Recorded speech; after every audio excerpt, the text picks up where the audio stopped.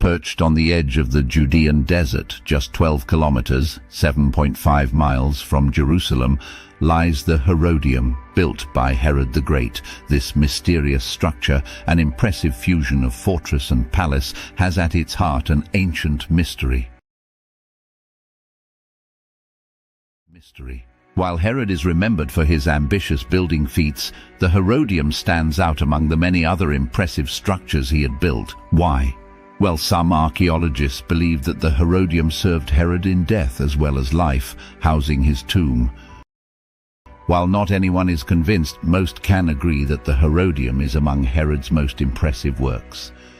Was it another fortification, a magnificent fortress palace at the heart of his kingdom, or was it something more?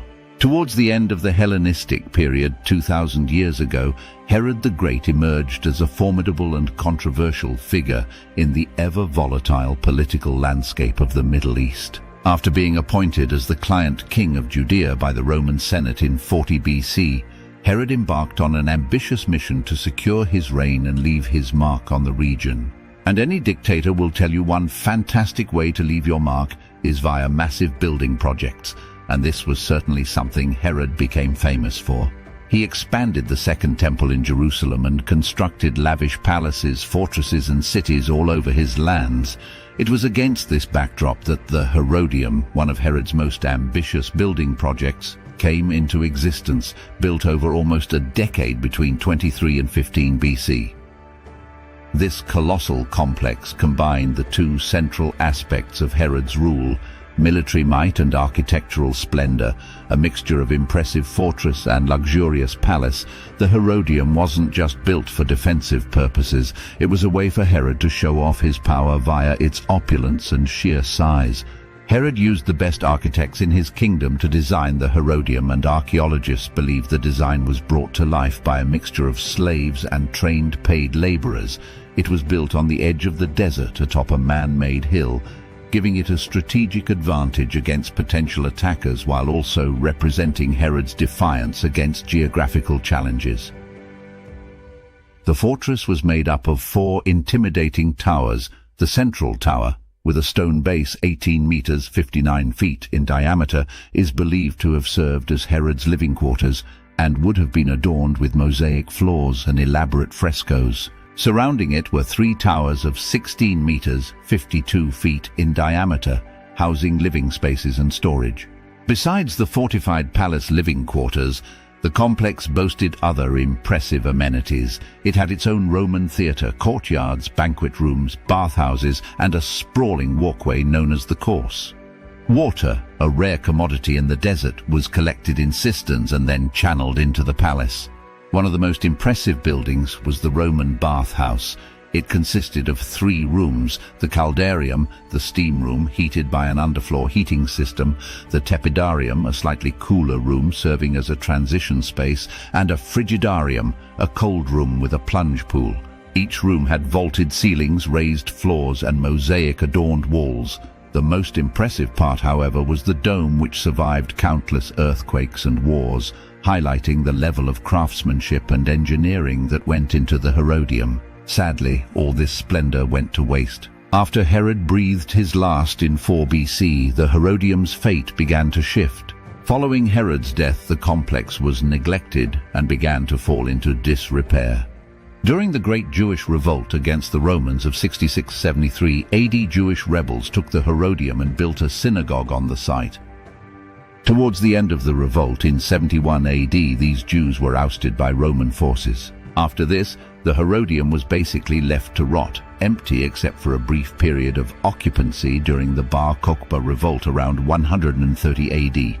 Sadly, all this splendor went to waste. After Herod breathed his last in 4 BC, the Herodium's fate began to shift. Following Herod's death, the complex was neglected and began to fall into disrepair. During the Great Jewish Revolt against the Romans of 66-73 AD, Jewish rebels took the Herodium and built a synagogue on the site. Towards the end of the revolt in 71 AD, these Jews were ousted by Roman forces. After this, the Herodium was basically left to rot, empty except for a brief period of occupancy during the Bar Kokhba revolt around 130 AD. The mystery of Herod's tomb. In 2007, Professor Ehud Netzer of the Hebrew University of Israel announced that his team had discovered the tomb of Herod during excavations at the site. The announcement led to a surge of excitement within the archaeological community. The size and prominence of the tomb seemed to align with the historical accounts of Herod's elaborate funeral arrangements. In particular, between 2009 and 2010, Netzer and his team uncovered a small 450-seat capacity mini-theatre near the tomb base, which was presumed to have been used during Herod's funeral. Sadly, Netzer was injured at the site and died in 2010, but his team continued the excavations. Following his death, they found fragments of 3 stone sarcophagi, the most impressive of which they believe was Herod's. However, not everyone is convinced that the tomb was Herod's. Skeptics point to several factors that challenge the assumption that the tomb belongs to Herod. One major problem lies in the absence of definitive inscriptions or markings linking the tomb to Herod. The lack of explicit identifiers raises the possibility that the burial chamber might have served another purpose or could be associated with an individual of prominence distinct from Herod, perhaps a family member or trusted ally. It seems unlikely that a leader with an ego the size of Herod's wouldn't put his name on his burial place. Furthermore, the location of the tomb within the Herodium raises questions about the traditional burial practices of the time. Herod, a ruler with a penchant for ostentation, choosing a burial site within a fortress palace complex is unconventional. Critics argue that the absence of clear historical precedents for such practices challenges the hypothesis that the tomb is indeed Herod's. Archaeological ambiguity also plays a role in the skepticism surrounding the tomb's identity. The complex history of the Herodium, including periods of abandonment, reuse and reconstruction, introduces a degree of uncertainty. The possibility that the tomb could be a later addition or part of a different phase in the site's history cannot be discounted.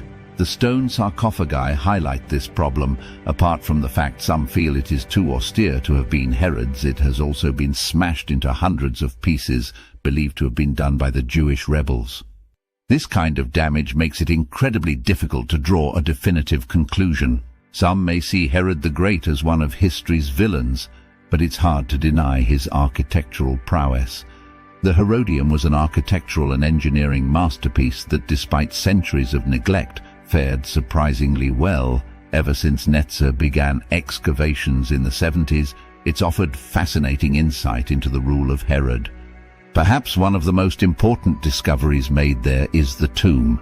If it is truly Herod's, it solves the old-age mystery of where his final resting place was, yet at the same time, the absence of conclusive evidence and the presence of counter-arguments means perhaps this mystery isn't solved yet. It will likely take many years of hard work and excavation before this particular riddle is solved.